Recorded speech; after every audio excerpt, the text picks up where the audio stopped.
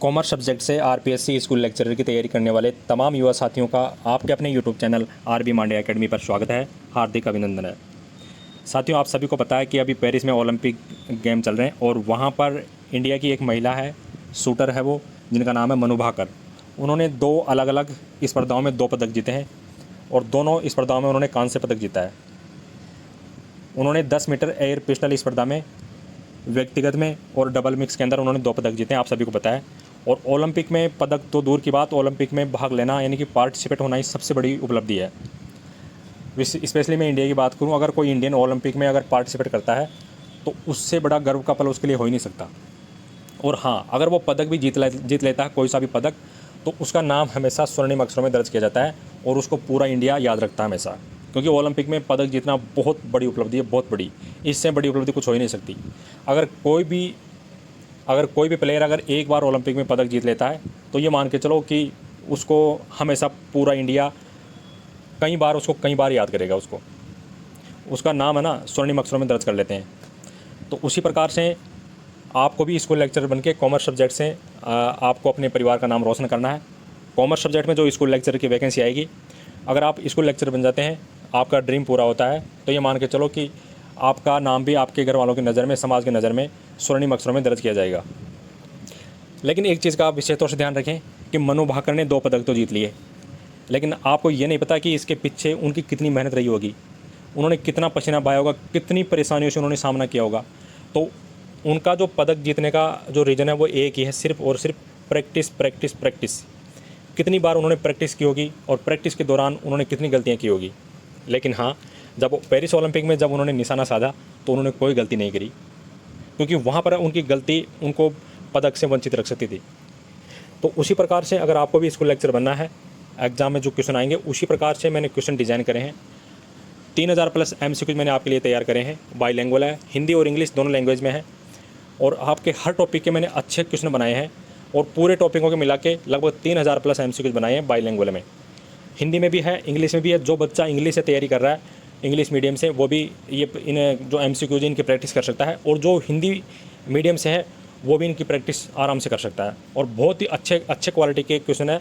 कोई भी टॉपिक है, मैंने उसके फैक्चुअल डाटा से लेके और उसका जो करंट सिनेरियो है वहाँ तक का मैंने उसका पूरे MCQ लिए मैंने।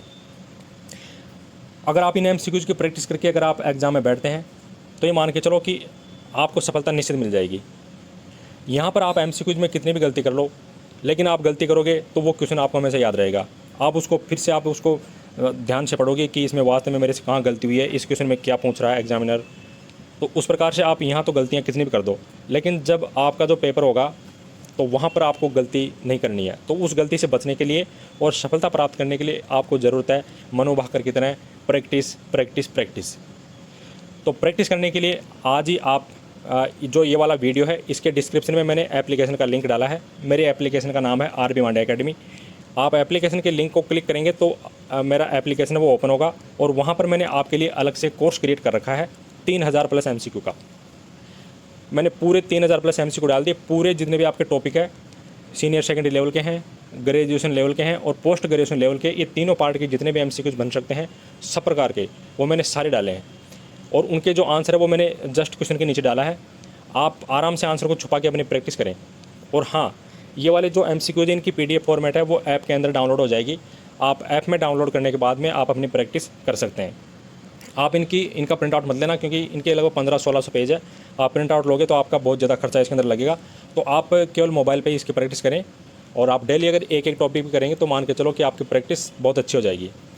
तो सैंपल के तौर पे मैं आपके मेरे द्वारा जो बनाए गए MCQ है, मैं उनका सैंपल आपको दिखा रहा हूँ इस वीडियो के माध्यम से। तो आपका ये टॉपिक है new economic policy and its effect, नई आर्थिक नीति और इसके प्रभाव। तो इसमें जैसे ये पहला क्वेश्चन आपको दिख रहा है, बाईलैंग्वेज है। When was the new economic policy launched in India, यानी कि भारत में नई आर्थिक नीति कब शुरू की गई। तो आप सभी को पता है कि 24 जुलाई 1991, लेकिन यहाँ पर जो ऑप्शन है उसमें ओनली 1991 दे रखा है, तो इसमें आपका आंसर बी हो जाएगा। अब जैसे दूसरा क्वेश्चन है, which Indian prime minister was in office during the launch of the NEP, यानी कि न्यू इकोनॉमिक पॉलिसी के लॉन्च के दौरान भारत के प्रधानमंत्री कौन थे। तो आप सभी को पता है कि उस समय PV नरसिम्हा राव भारत के प्रधानमंत्री थे। अगर आपसे पूछ ले तीसरे क्वेश्चन में पूछ रखा कि उस टाइम वित्त मंत्री कौन थे, तो आप सभी को पता है वित्त मंत्री भी मनमोहन सिंह थे। तो इस प्रकार से देखो, आप देख सकते हो ये सैंपल के इस प्रकार से क्वेश्चन मैंने बनाए आपके लिए, और ये सैंपल मैं आपको दिखा रहा हूँ, आप आराम से देख सकते हैं। बहुत अच्छी तरीके से मैंने इनको डिज़ाइन करा है। 500 क्वेश्चन हो गया। इस प्रकार से मैंने आपके लगभग ये देखो 14 पेज की ये PDF फाइल है, और इसके अंदर 60 क्वेश्चन मैंने तैयार करे हैं। अब इसमें फैक्चुअल डाटा मैंने लिया, जैसे 60वां क्वेश्चन है कि 1991 में भारत का जो सार्वजनिक ऋण का अनुपात था वो GDP के अनुपात का कितना % था। इंग्लिश में पढ़ते हैं, जैसे what was the percentage of India's public डेप्ट टू GDP रेशियो, यानी कि पब्लिक डेप्ट का GDP के साथ कितना रेशियो था 1991 में, तो वो था 72%। यानी कि जितनी अपनी GDP थी उसका 72% तो सार्वजनिक ऋण था, पब्लिक डेप्ट था। इस प्रकार से आप क्वेश्चन देख सकते हैं। ये 59वां क्वेश्चन है, ये 58वां क्वेश्चन है। और मैं आपको दूसरे टॉपिक का PDF सैंपल भी दिखाता हूँ, और ये PDF सैंपल इसको देखने के बाद में आप खुद डिसाइड करें कि आपको ये MCQ की प्रैक्टिस करनी चाहिए कि नहीं करें। मेरे अकॉर्डिंग तो आपको ये प्रैक्टिस करनी ही चाहिए। प्रैक्टिस ये वाली प्रैक्टिस करके ज़रूर जाना आप, और अभी से आप इसकी प्रैक्टिस स्टार्ट कर दें। तो मैं आपको दूसरे टॉपिक का उसका सैंपल दिखाता हूँ अभी। 1 मिनट आप वेट कीजिए। जैसे आपका ये टॉपिक है डेप्रिसिएशन, और ये आपके सीनियर सेकेंडरी लेवल का जो टॉपिक है ना, उसके अंदर है ये डेप्रिसिएशन। अब डेप्रिसिएशन का मतलब क्या होता है? मूल्यह्रास। अब यहाँ पर मैंने बेसिक से बिल्कुल क्वेश्चन लिए। सबसे पहला क्वेश्चन तो मैंने यही पूछा है कि मूल्यह्रास क्या होता है, यानी कि व्हाट इज़ डेप्रिसिएशन, डेप्रिसिएशन का मतलब क्या होता है। तो ये वाला क्वेश्चन आप देख रहे हैं। इस प्रकार से मैंने लिया है। अगला question, which of the following is a method of calculating depreciation, निम्नलिखित में से कौन सी मूल्यह्रास की गणना विधि है। तो आपको पता है SLM है ए के अंदर, स्ट्रेट लाइन मेथड यानी कि सीधी रेखा विधि। बाकी B, C और D ये तीनों गलत आंसर है।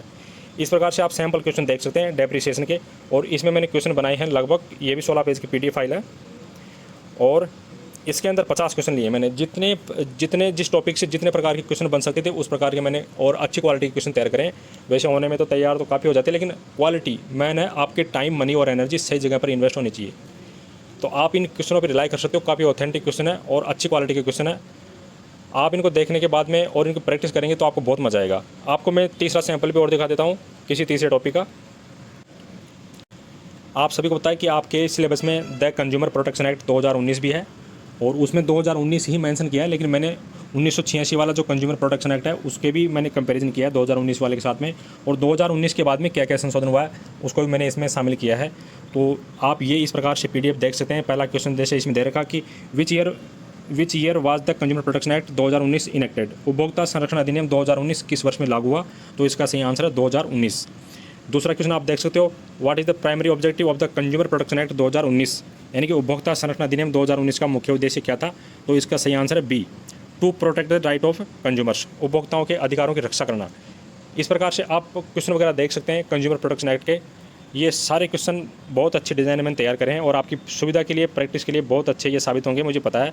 और एग्ज़ाम में जब आप इनकी प्रैक्टिस करके बैठेंगे तो आपको इसका जो इन्वेस्टमेंट करने का जो रिटर्न है वो आपको बिल्कुल सही तरीके से आपको मिलेगा, और ये आपके लिए बहुत ही अच्छा साबित होगा, बहुत अच्छा डोज है। तो मनु भाकर की तरह आपको तैयार रहना, प्रैक्टिस करनी है। मनु भाकर ने 2 पदक जीते हैं, 2 अलग अलग स्पर्धाओं में पदक जीते हैं, और 2 पदक जीतने वाली वो पहली भारतीय महिला किसी एक ओलंपिक के अंदर। तो उस प्रकार से आपको भी 1 पदक जीतना है, और वो पदक RPSC द्वारा जब वो गेम करवाए जाएंगे आपके एग्ज़ाम वाले, तो एग्ज़ाम के दिन आपको अपना पेपर फाइट करना है, और आपको भी कॉमर्स सब्जेक्ट से स्कूल लेक्चर बन के अपने माँ बाप का और अपने जितने भी चहेते हैं, आपके गुरुजन वगैरह, आपके दोस्त वगैरह, सबको आपको तोहफा देना है। तो ये मैंने सैंपल आपको दिखा दिए, और जितने भी आपके टॉपिक है सबके मैंने क्वेश्चन मैंने अरेंज किए। किसी के 75 क्वेश्चन बनाए, किसी के 100, किसी के 125, किसी के 60, किसी के 50। तो आप वहाँ से आज ही ऐप को डाउनलोड कर लें, और ऐप का लिंक मैंने वीडियो के डिस्क्रिप्शन डाल रखा है। लिंक पर क्लिक करेंगे तो ऐप डाउनलोड हो जाएगा, और ऐप डाउनलोड करने के बाद में जब आप उसमें जाएंगे तो आप अलग से बिल्कुल आप MCQs के लिए मैंने अलग से कोर्स क्रिएट करा है। अगर आपको लगता है कि मुझे ओनली MCQs ही चाहिए तो आप MCQs भी ले सकते हैं। तो आज के वीडियो में सिर्फ इतना ही। Good luck and thank you for watching this video. जय हिंद, जय भारत।